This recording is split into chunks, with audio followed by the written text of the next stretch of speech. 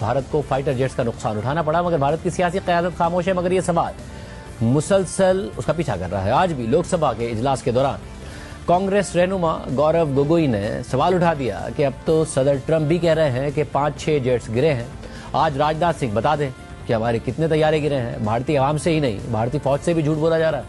आज राष्ट्रपति ट्रंप खुद कहते हैं कि 5-6 जेट गिरे हैं। एक एक जेट करोड़ करोड़ अरब अरब रुपयों का है, मिलियंस एंड मिलियंस का है। इसलिए हम जानना चाहते हैं, आज हमें स्पष्ट रूप से आदरणीय राजनाथ सिंह जी बताएं, देश पर विश्वास करें, देश में वो साहस है सच्चाई सुनने की। आज आप बताएं कितने लड़ाकू जहाज गिरे, हमारे में वो साहस है।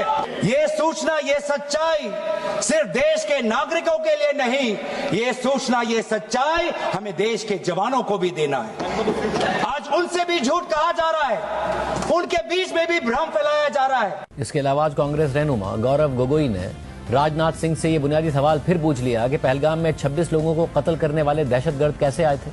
इस चर्चा का विशेष मांग ये है कि आज सच्चाई सदन में आनी चाहिए, सच्चाई पहलगाम की आनी चाहिए, सच्चाई ऑपरेशन सिंदूर की आनी चाहिए। जो की बात हम कर रहे हैं वो आज हमने आदरणीय राजनाथ सिंह के भाषण में सुना। बहुत से सूचनाएं दी उन्होंने, बहुत से जानकारी दी, लेकिन रक्षा मंत्री होने के नाते ये नहीं कहा कि पहलगाम में दहशतगर्द कैसे आए।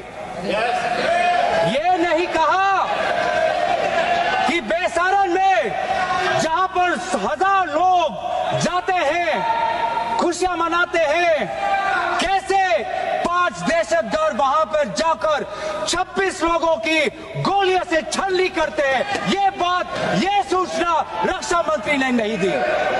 यही है सूचना का युद्ध कि इतनी जानकारी देते हैं कि कभी कभी सवाल पूछना भी भूल जाते हैं।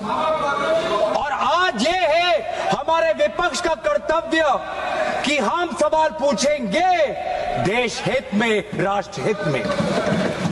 कांग्रेस रहनुमा गौरव गोगोई ने पाक भारत जंग के दौरान भारतीय मीडिया की जाली खबरों पर तबसरा करते हुए कहा कि भारतीय मीडिया को सुनकर लग रहा था कि अब तो हम कराची में उठेंगे और पाकिस्तान को फतह कर लेंगे।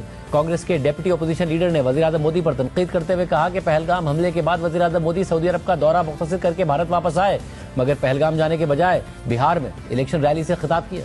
हमें तो मीडिया में सुनते हुए ऐसा लगा कि हम कराची में उठेंगे।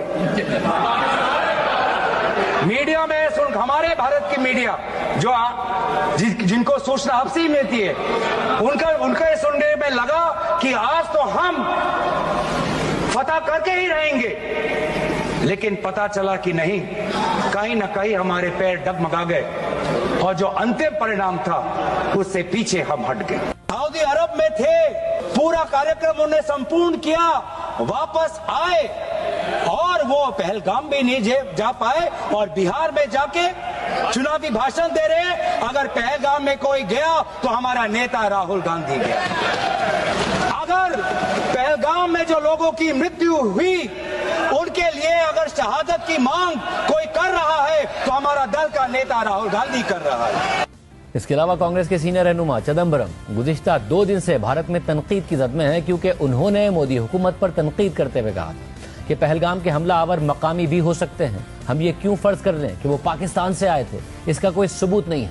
They are unwilling to disclose what the NIA has done all these weeks.